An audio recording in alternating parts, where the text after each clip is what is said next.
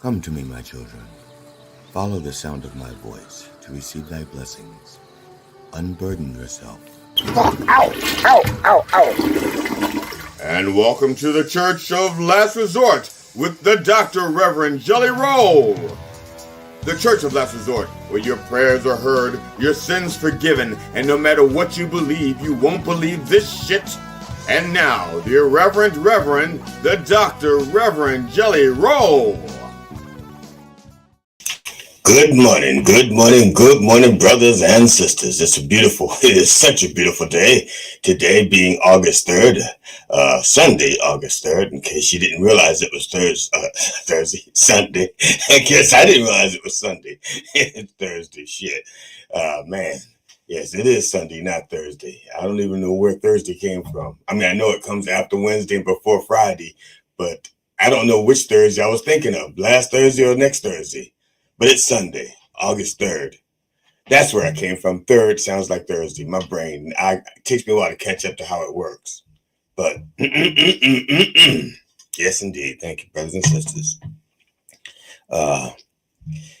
We welcome, and especially to any new members who may be enjoying us for the first time, wherever you may be, wherever you want to be, because you may not be where you want to be. There you are. And I am here in my office. It's 70 degrees, 0% humidity, and 0% chance of rain, and 100% chance of clutter. Absolutely. But on the other side of this wall, it's 68 degrees with 2% humidity, and it's supposed to hit 84 degrees. It's a beautiful day for me to go out and whack some bushes. And if I do a good job, maybe my wife will let me whack hers. We'll see. If I do a good job. Welcome to the Church of Last Resort. I am the Dr. Reverend Jelly Roll, PhD, DDS, ADHD, OBS, MCM, LIX. Now, some people may be thinking, whoa. When did he add OBS? And when? I mean, how, why? And how do I get one? I'm going to tell you right now, it ain't fucking easy. I was working on something and the OBS fucked up my computer, and I spent 15 hours on a period of 4 days working on it. And now I've learned so much about it. I almost have a degree in OBS, or at least if OBS stands for old bullshit. I think that's what it stands for, old bullshit. Man, that software fucked me over real good. I mean, the kind of stuff that I was fucked so good, I thought I was actually paying money for it. It's supposed to be free software, but I was being fucked so good, I said, I must be paying for this. This is too good a fucking to be for free. Nobody fucks this good for free, so. I did something. I did not set up my magnifying glass, but, I have my screen. I can't see my screen big enough. Right. Oh well. I won't be reading that. Oh, BS. That's right. But there's some kick stuff in there, and I can't read the kick stuff. But I did find a feature, which is really weird. I didn't know it was something that was available on StreamYard. I just found it. I was trying to figure out how to enlarge the print so I wouldn't have to set up my magnifying window on my computer. And there's this thing called read mode, and it makes the text bigger, but it doesn't make it all bigger. And because I found it by accident, I'm not sure I can find it again. It makes like one thing bigger, I think. So if I click on, let's say this thing here, don't know what it is, but if I put it there, nope. It does. I don't know how I found it. I found it by accident, but it's called reading mode. And it just made the text bigger. But I can't find it now. So fuck it. That's beside, okay, just fuck it. Now, so people, I said, people have also called, look, I'm the Dr. Reverend Jelly Roll. I got distracted. I apologize. That happens from time to time. And it's not old age, and it's not ADD, HD, or any of those other letters. That's just me. My brain works a lot like a small child. You put a mobile up in front of me and I'll stare at it for hours, contemplating what's moving, me under the mobile, or is the mobile moving over me? And I'll just smoke a joint and contemplate. Are you high right now? No, I'm not high right now. But thank you, Sister Sally. Sister Sally's always looking out for my health. She's a sweet old lady. She's sometimes, too sweet for her own good. Yes, indeed. Yes, indeed. People have also called me the racy reverend, the pervert pastor, the vulgar vigor of vice, the sexy shepherd, the missionary man, the minister of mischief, the wicked witness, the dirty deacon, the doggy style, the frisky father, the ass man abbot, the booty banging brother, the handsy high priest, Father Fismus, the wicked I like to watch, witness, the holy hoe, the divine dominating dominee, the depraved preacher, the minister of making love, the clergy of cunning conversation while eating pussy, and that nasty N-word. But sometimes that N-word isn't so nasty. It's more appropriate. It's situational use. I don't get mad at people who call me that, is what I'm saying, because I understand it in some people's eyes. That's just the way it is. That's what they see. And I can't, it's like the people who look at me and say, Reverend, you're so fucking handsome. I'm not going to argue with them over that. That's their opinion. An opinion that has actually been proven in scientific fact, but I'm not going to argue with them over it. Well, what's the point? People see what they're going to see when they see it, but sometimes they don't see it. See what I'm saying? The point is that I come by many names and by many methods, and that don't come easy. Like that last thing I just said, that's not written down. That just flowed right out of the recesses of my brain. Yes, indeed. Lord have mercy. Cook, googa, mugga.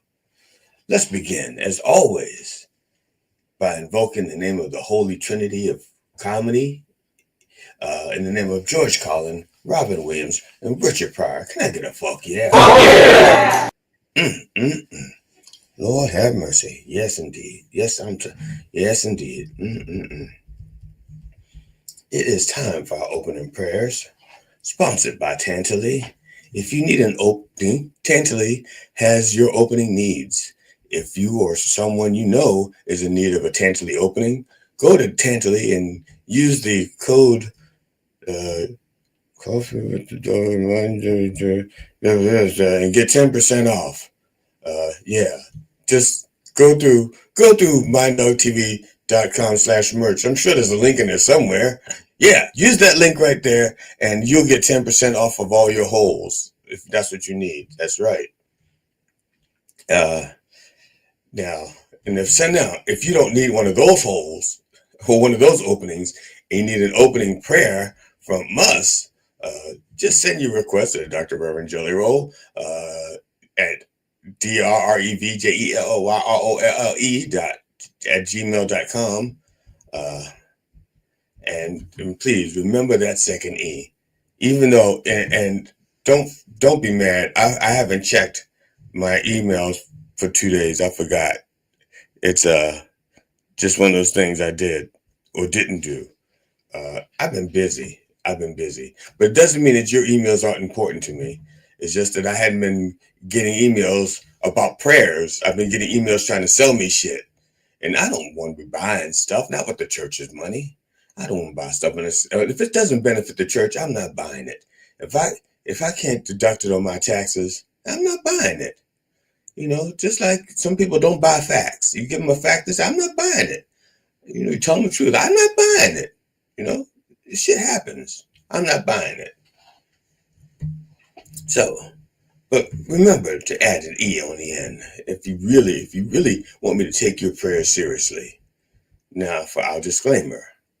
While all prayers are heard, not all prayers are answered when we want them to be. Some loopholes and restrictions may apply.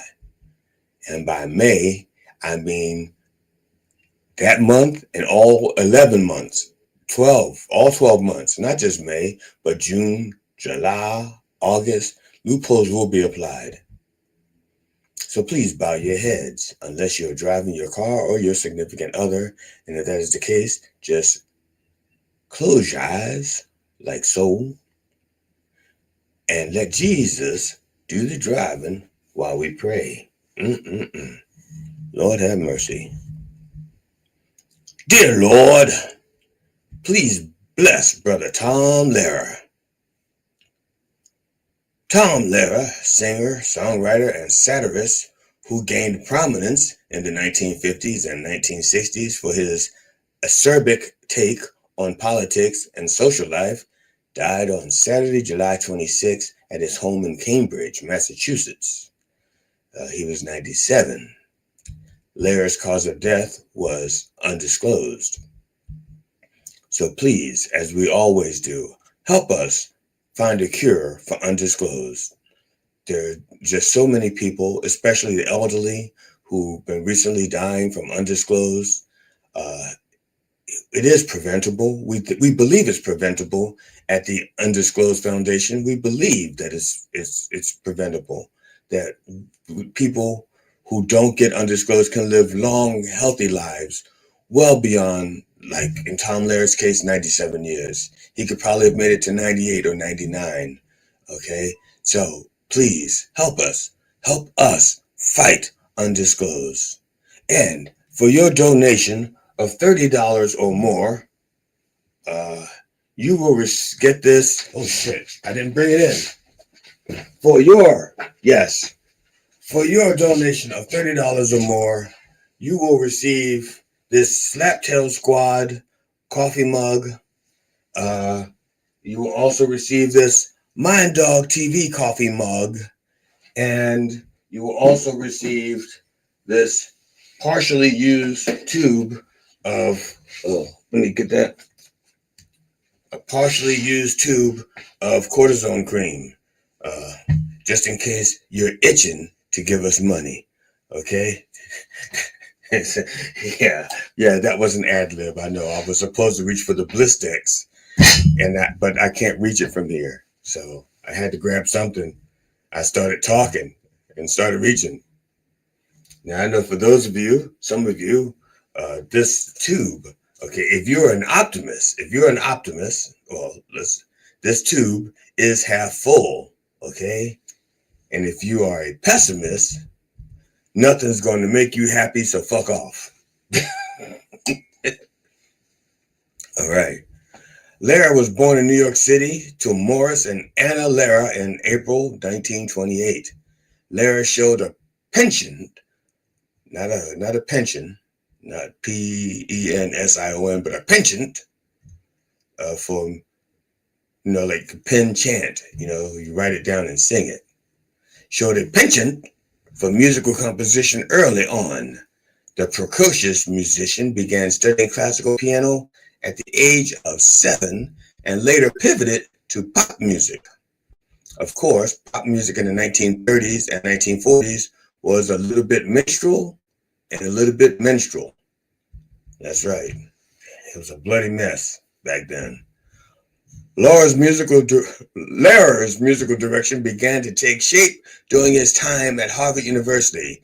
He often wrote comic songs to entertain his friends, including the satirical college fight song, Fight Fiercely Harvard.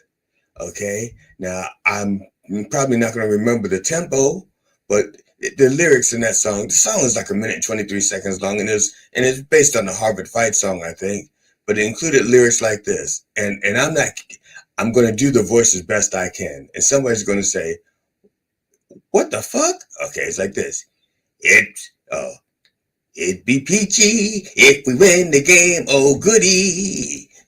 Let's try not to injure them, but fight. But let's not be rough, though. Fight. Okay. Yeah, I know. Harvard. Let's be, okay, now some of you saying, wait a minute, that voice sounds familiar. That almost sounds like the way that Shane Gillis thinks people sounded. That was from a song from like the 1940s and 50s. Okay. That was, like I said, more like minstrel. But you can see how tough Harvard was. So let's not be too rough, but let's fight, but not too rough. Okay, Lehrer later put together the Physical Review, a compilation of his academic satire songs named after the scientific journal Physical Review. Lair performed his parodies at coffee houses and student gatherings throughout the Cambridge, Massachusetts area. As interest in his music grew among the Harvard University student body, Lair went into the studio and recorded his debut album, Songs by Tom Lair. Okay, the 10-inch LP recorded in 1 hour in a 1 hour studio session that cost $15. He made 400 copies and they sold out. And he kept reprinting and reprinting till he eventually sold 350,000 copies of his first album that he made in his studio for $15. Damn. $15 in 1 hour. And that 1 hour included the piano, the recording, all, $15. Now, some of you don't remember this. And when I was a younger man, they used to have these booths at the fair. And you could go into the booth and for like $1 or $2, they would play like the instrumental version of a song for you. And you could sing to that song and they would press it and give you a 45 of you singing whatever song to that music. I don't know how, I guess they stopped doing it because people don't have 45s anymore or record players. I don't know when they stopped. Well, I don't know when they stopped doing it, but they used to do it. His album was re-released in 1997 and inducted into the National Recording Registry in 2004. I don't know what the National Recording Registry is. It sounds almost like the Library of Congress, and it doesn't sound like you induct. It sounds like you send it, but you can research it. I didn't feel like it.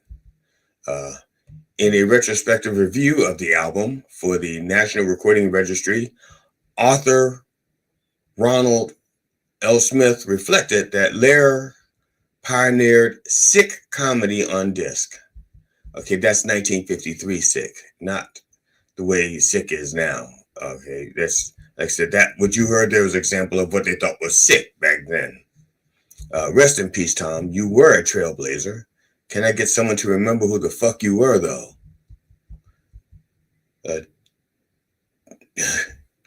Amen.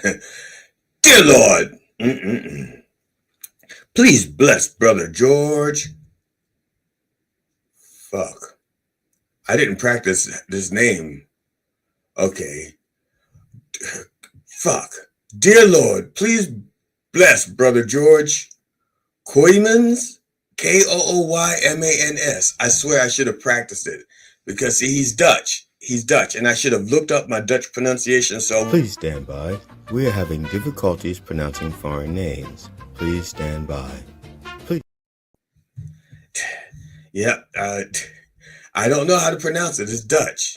Okay, but I'm just going to call him George K. Okay, not George Takei. Don't want you to get mixed up. George K. Dutch rock singer, songwriter, and guitarist for Golden Earring, and co-writer of Radar Love, a classic. He died of complications of ALS. And for those of you who do not know what ALS is, ALS stands for American League Sickness, because apparently American Leaguers got that sickness. And then it became, other people got it from there. It's kind of like AIDS started with a monkey or something, and COVID started with a bat, and then regular people got it. Same thing. It started off in the American League, and then regular people got it after that. I think you can Google it. I just trying, just off the top of my head. I don't actually know how ALS started. He was 77. The band broke through in 1973 when Radar Love became a hit in the U.S. The song has remained a classic rock staple and been featured in movies and TV shows like Wayne's World 2, Detroit Rock City, Baby Driver, and The Simpsons.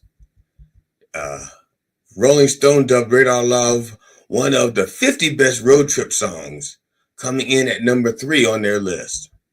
And it's high up on mine too. I love Radar Love. The band later went on to tour with Jimi Hendrix, Led Zeppelin, Aerosmith, Rush, and the Doobie Brothers. And their 1982 song Twilight Zone, which a band I played in and covered, I did the keyboard parts, became their biggest hit on the heels of a music video that was in heavy rotation on the then newly launched MTV. Back when they used to play videos and before they had black people on it. Rest in peace, George. Where you going to go now? I see. Rest in peace, George. Where you going to go now that you've gone too far? See? Can I get a wave in the air? That's right. I fucked that up. But you won't know later on because I'm just going to edit it out. No, just maybe in the shorts. I'll probably edit it out in the shorts. Yeah, that's it. I'll straighten it out in my shorts. Dear Lord, please bless Sister Dame Cleo Lane. That's right. Dame Cleo Lane, British actress and Grammy Award-winning jazz pop singer, died peacefully in her sleep. She was 97. Dame Cleo Lane was not only the best jazz vocalist that Britain ever produced, but was also one of the most versatile and endearing musicians from any part of the world. That's a big fucking claim. I didn't write that. I just cut and paste that. Now I feel like I should back it up since I said it. Damn. One critic said that she was one of Britain's 2 great contributions to jazz. The other one was gin. Now, with a voice that could soar easily from a throaty C below middle C. Now, if you have a piano and you know the C below middle C, it's that C to the left of middle C. She was a throaty C below middle C through a honeyed contralto to high-pitched trills on top A. And I get on top A is like the highest A on there. It's like a high A. You know, it'll be like you see a sister walking and she got these long legs, then her A is right there, and then her neck is right there because her A is so high, it's like right behind her neck. And it's like she has like a larynx on the back of her neck. Yeah, that's what they mean by I think. I'm not certain. I should have proofread this. I don't have time to proofread. I write and then I just, if nothing blue shows up that has like a grammatical error, I just let it go. And then I get surprised when I read it in the morning. She was Minnie Riperton before Minnie Riperton was Minnie Riperton. Cleo Lane sang professionally from the mid-1950s until well into the 21st century. We're not even that well into the 21st century, right? We're only 25 years into it. What's well? Well, she became the only performer to receive Grammy nominations in female jazz, female popular, and female classical categories. Well, female jazz, popular, and classical categories. The only person to ever get nominated in those 3 categories. Wow. She also won Jazz Lifetime Achievement Prizes, cut gold and platinum hits, Feel the Warm, Flesh to a Tiger, Sometimes When We Touch, and so on. Now, I don't remember and so on, and Sometimes When We Touch. I don't know if that's the same song. I don't know. I didn't listen to it. I didn't have time. Okay, and over the decades, appeared in theater and on numerous television shows. Which ones? Would you know if I told you? Let's see, now I wish I had learned some of them, so just so I could find out. If I told you the show, would you know? I don't know. Her marriage to John Dankworth, the jazz clarinetist, saxophonist, arranger, and bandleader, was one of the most enduring and successful partnerships in music history. Wow. A Cleo Lane song was usually a John Dankworth setting, bearing and enlivened by delightful, unexpected touches. Consensual touches. They were married, even though they were interracial. That's right. That woman was a black woman in Britain. She'd be a black woman anywhere, but in Britain, she was especially black, with like red frizzy hair. Because see, her father was Jamaican and her mother was British. So her father was Jamaican those babies with those British women, and that's why she had that caramel skin with the red curly hair. I know. All right. Rest in peace, Cleo. Too bad that your death got buried by Aussies. That's right. Because that's all they're talking about over there.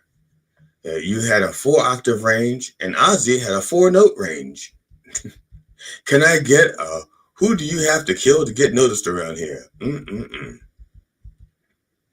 Dear Lord, please bless Brother Morton Mintz. Morton Mintz, American investigative reporter known for his expose on the effects of thalidomide, has unexpectedly died from undisclosed. He was 103. Please help us fight undisclosed. Donate to our undisclosed fund. MindDogTV.com/merch.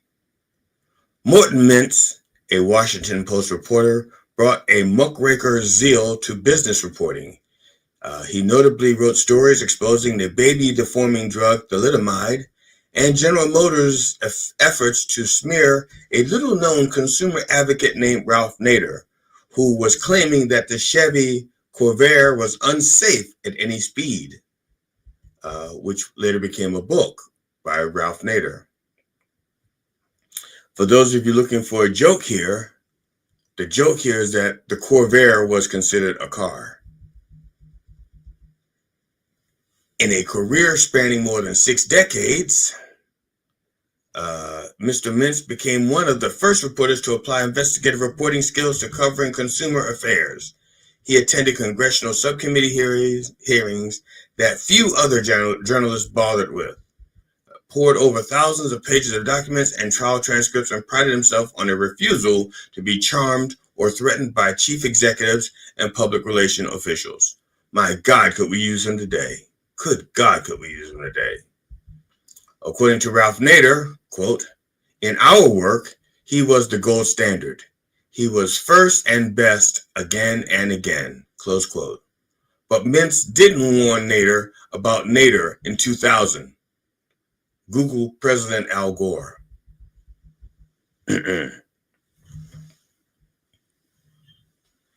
Newspapers and other publications had a long history of uncovering political corruption, but it was exceedingly rare for a news organization to devote staff resources in a consistent way to reveal misconduct by big business, especially the tobacco, automotive, and pharmaceutical industries.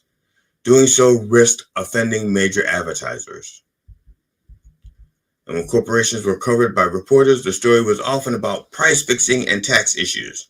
Mr. Mintz wrote in his 1967 book, quote, in his book, By Prescription Only, in contrast, that his concern was more about injury and death to the innocent, and ways in which the excessive trust in certain corporate consciences has been rewarded with inadequately and even fraudulently tested drugs, with useless drugs and inferior versions of good drugs, with protraction of illness, and with waste of our money.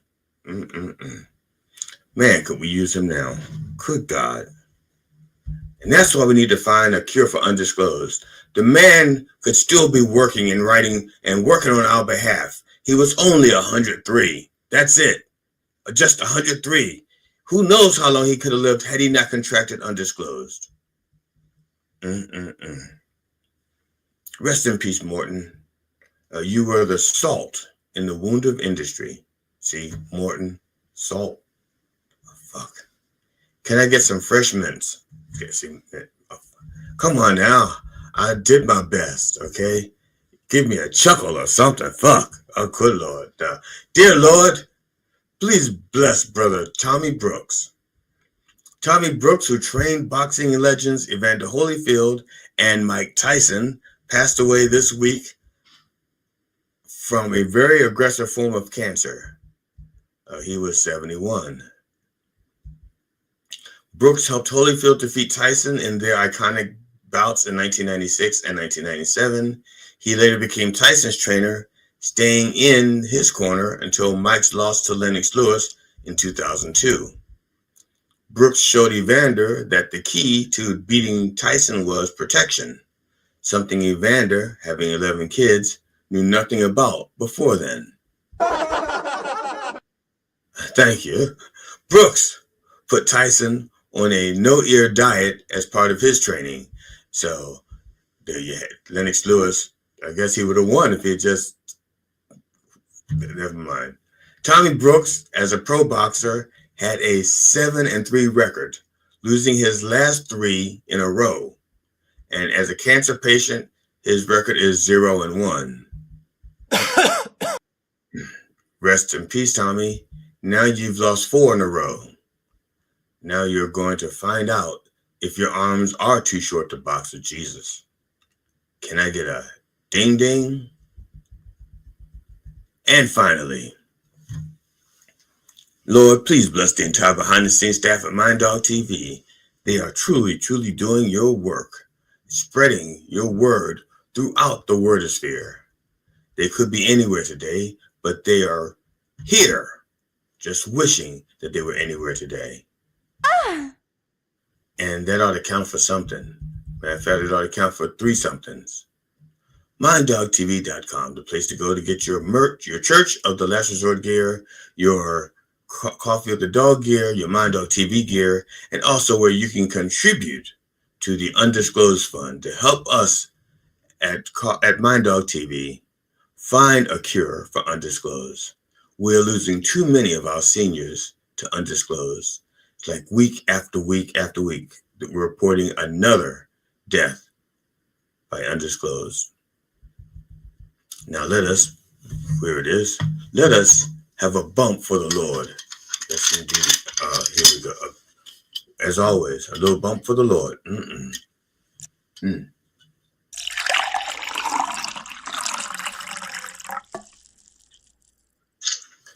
Man, that's good stuff. That was leftover from last night, but it's still good stuff. Sometimes leftovers are just good. You know, there's just a satisfying thing like leftover lasagna, leftover pizza, leftover night. So thank you. That's good stuff. In the name of George Carlin, Robin Williams, and Richard Pryor, can I get a fuck? Yeah. Fuck yeah! Yes, indeed, brothers and sisters. Yes. Now, for those of you who have talent, and I do get emails from people who want to be on Coffee with the Dog, but it has nothing to do with prayers. Okay, I'll get messages. You know, that's like, Reverend, I heard what you said last week, and I want to be on Coffee with the Dog. It's like, really? Did you hear? You should have been listening, because why are they asking me how to do it? It's right here. Sister Curly Hair So Bright. Tell them how to do it. Comedians, musicians, songwriters, filmmakers, authors, and podcasters. Coffee with the Dog is booking for the Summer and fall. now. Get free publicity and hone your interview skill in a fun and safe setting.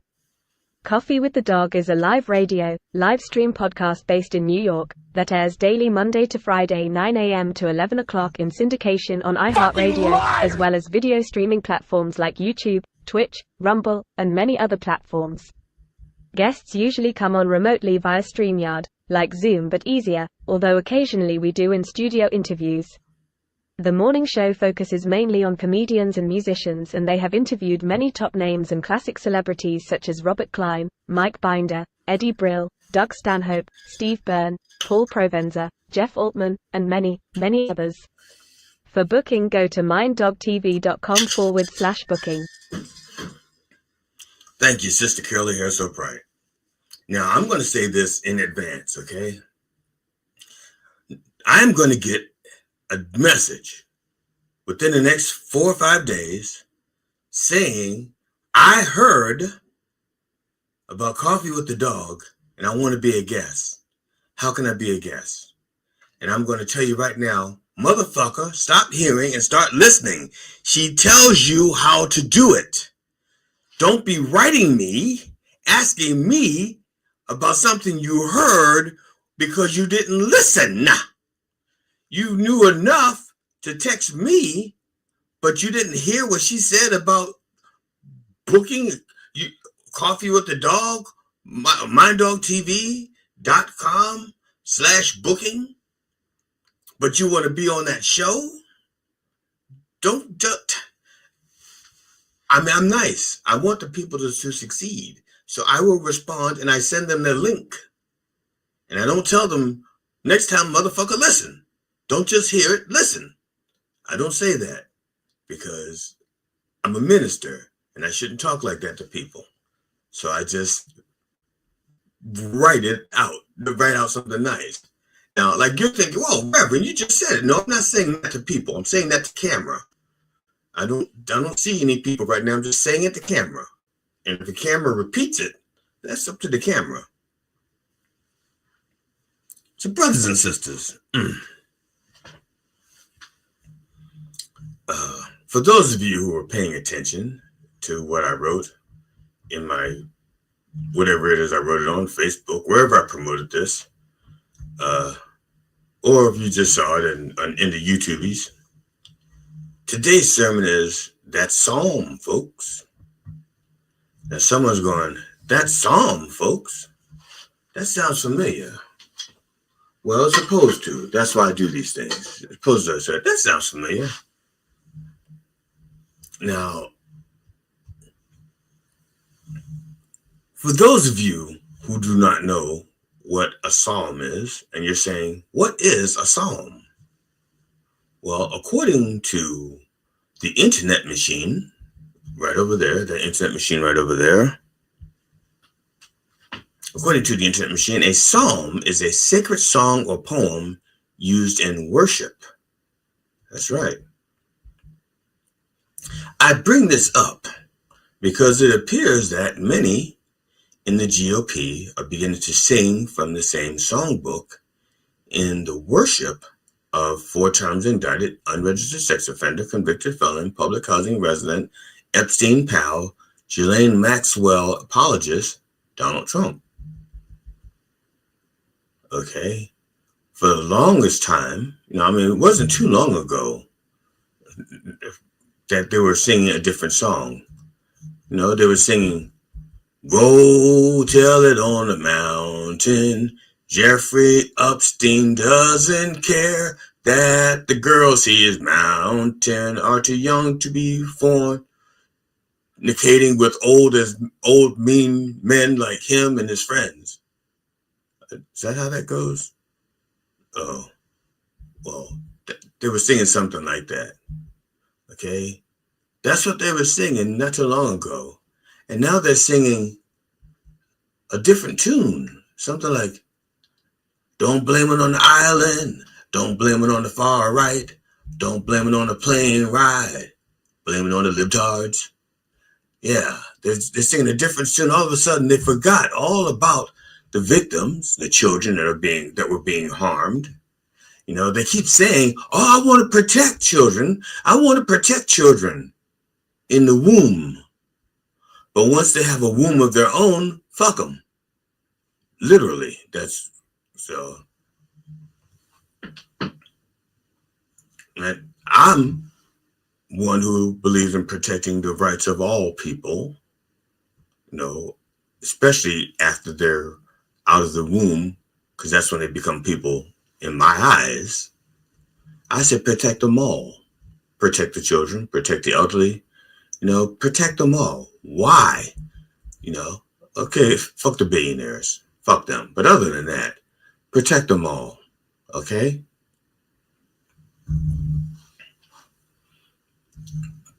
I think, therefore I am, I think before written history, if the community wanted to remember something important, they would turn it into a song.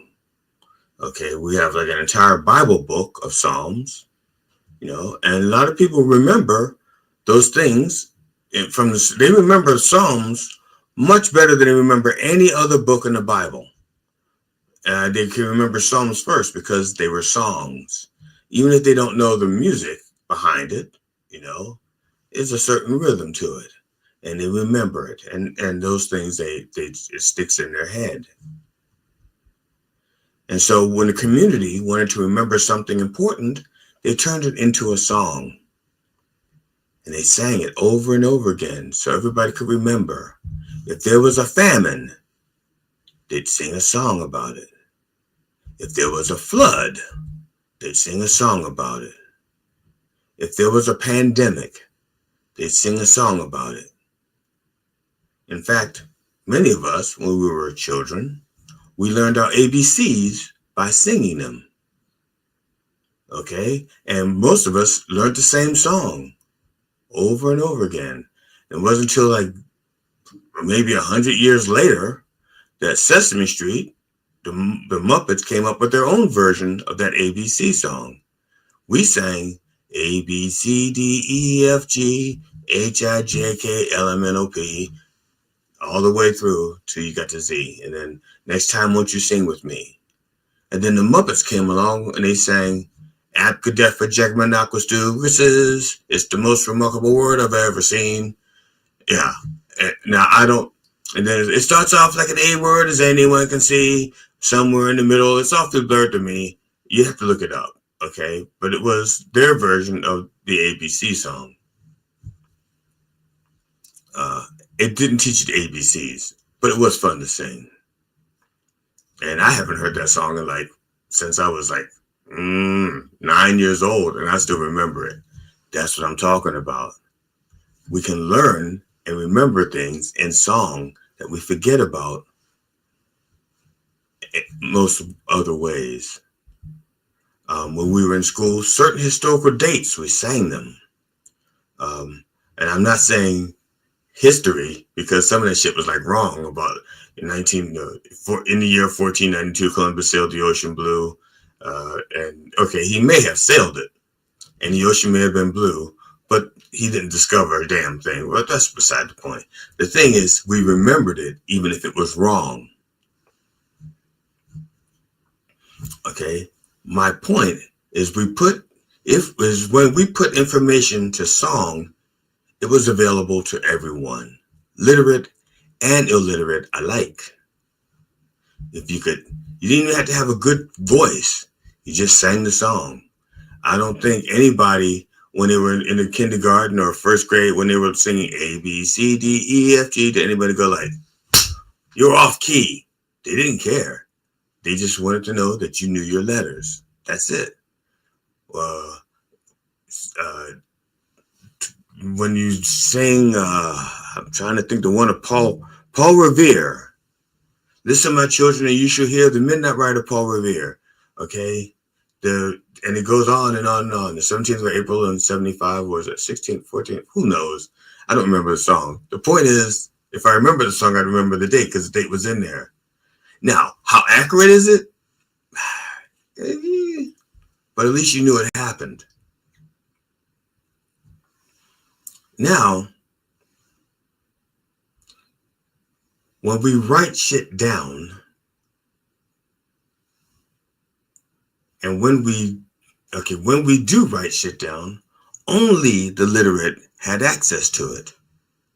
If you could not read, you did not have access to it. And those who could not read had to have it read to them and trust that the reader was telling it straight. The person redoing the reading could skip whole sentences. They could skip whole paragraphs. They could skip whole pages. They could omit whole lists, and we would be none the wiser because we couldn't read. But if it were a song, everybody would know what was in there. I'm bringing this up because it's important, because those who did not learn would forget what happened. So, and the lessons that they could have learned from it. So if there was a flood and people didn't, and they just wrote it down, people would forget about, they remember there was a flood, they would not remember what caused it, and they wouldn't know what to do to prevent the next one or how they could survive the next one. They wouldn't know because it's not part of the psyche. Now, what used to take years to forget. We now forget in an election cycle, or sometimes a news cycle, or a motorcycle, a bicycle, or tricycle. Although they say once you learn a bicycle, you never forget. It's like there's a saying, it's like riding a bicycle, which means you don't forget once you've learned. Now, of course, today's news needs to be sung to people because we're forgetting shit. We're forgetting stuff that just happened last week because we're inundated with the next thing. So we should have musical news, maybe something, let's see, and again, this is just something, I was still writing this while the introduction to this was playing. So I don't think I finished it. Matter of fact, I know I didn't finish it, and you're going to find out when I run out of words, okay? Here we go. Trump screwing all up. We're gonna capsize. We're drowning and we cannot, we're drowning and we may not survive. There's no Trump screwing all up. We're gonna capsize. There's no life jacket in my size. Doom, doom, doom. Congress is not working. They're bending to Trump's will. What's the use of them being up there on Capitol Hill? That's when I ran out of words because I ran out of time. I'm sure if I had more time, I could think of something to rhyme. Hey, I don't know what. I just ran out of time. In fact, I wish I could show you this. Apparently, I panicked and misspelled and spelled capital with 9 A's. I must have been holding that key down for a while. That's 9 A's in the middle of in capital. So my point is, maybe, now I don't know how much work it would take to convert the news into musical sound bites, but we got to do something because children, we are forgetting shit that we should remember, and things that we should, we're forgetting basic principles as well. Not just the news, but we're forgetting the principles that we should be learning from the news. Okay? The principles of kindness. We are locking people up in our name. We're arresting citizens and non-citizens alike in our name, and we're having them deported in our name. We're throwing them into makeshift concentration camps in our name. We're having children harmed in our name, and we're not protecting them in our name. And it's kind of the brains behind Mind Dog TV. A guy named Mitch Nipples, Matt Napo, that's it, Matt Napo, the brains behind Mind Dog TV, shared a post of an anniversary. Apparently it was the first time G.D. Fenderson appeared on his show. And the guest on that show was a guy named J.J. Carroll. The other guest, G.D. Fenderson was a guest, and then J.J. Carroll was a guest. And yesterday, I sat and listened to the whole thing, all 2 hours, 2+ hours of it. Mainly because of the J.J. Carroll thing. Because he was in there with a book about the borders. And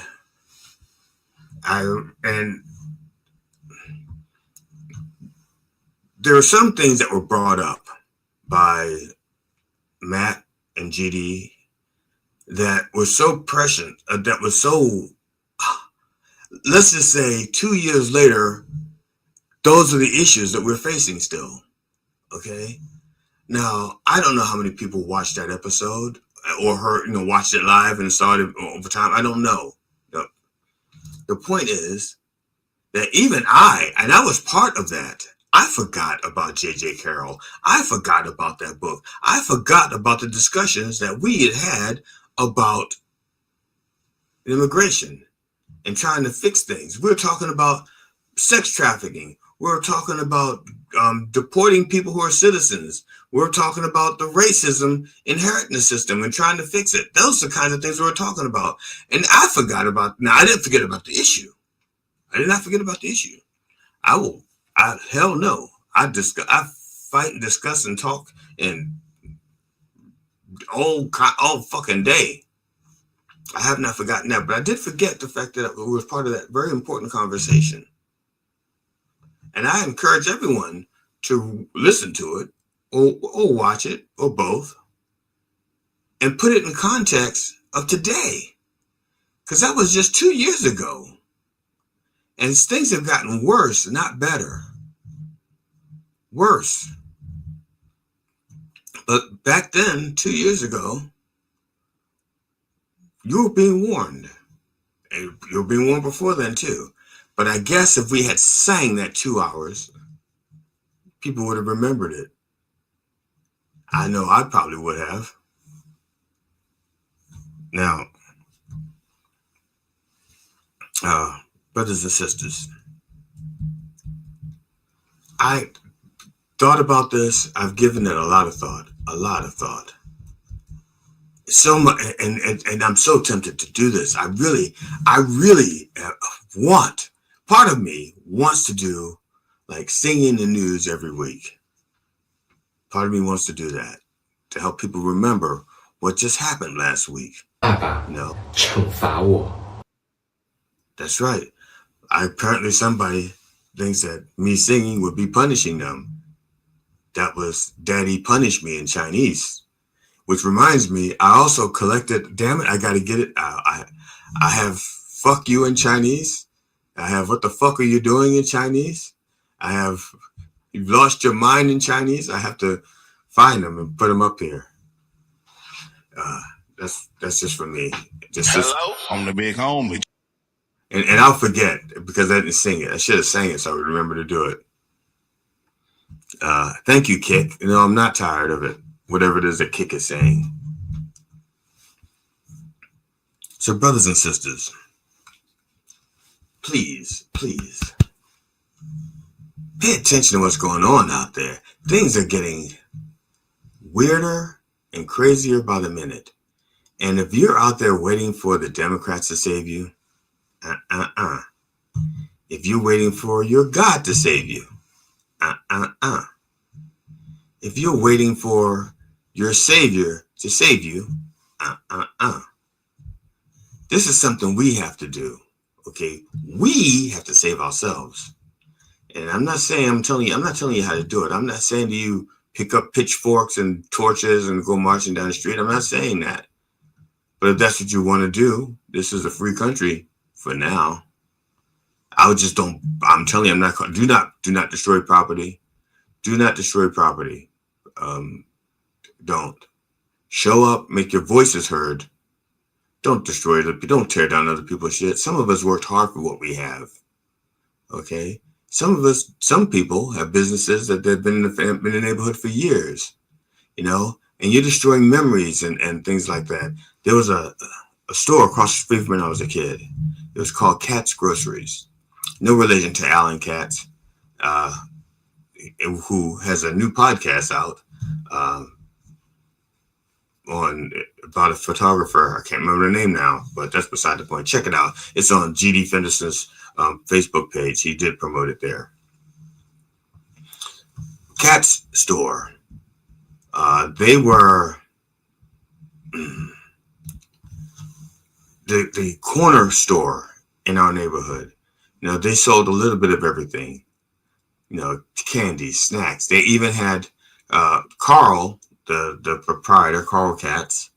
He was a butcher.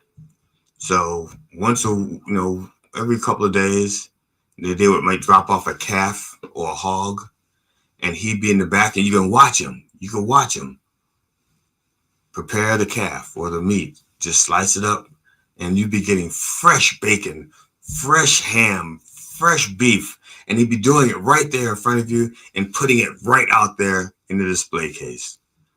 The only way it would be fresher is if you watched the calf walk in and then not walk out. It was just a little corner store. They sold deli meat, sandwiches, bread, almost everything you needed. No, I don't think they sold fresh vegetables, but they did have canned goods. But it wasn't just a store that sold stuff. The Katz family taught stuff. They taught things to the children. Okay, some of us, it was our first jobs. 5, 6, 7 years old, we could bag a grocery. We could help people carry their groceries from Katz to their home, for a nickel, which bought a candy bar back then. 10 cents, you get candy bar and a bag of chips. 15 cents, candy bar, bag of chips, and a soda. The point is that they were teaching us how to earn a living, the good stuff, okay? And then some dickwad came and ruined it all by just robbing the place. And they shot Mrs. Katz, okay? They didn't just close down the neighborhood store. They closed down a community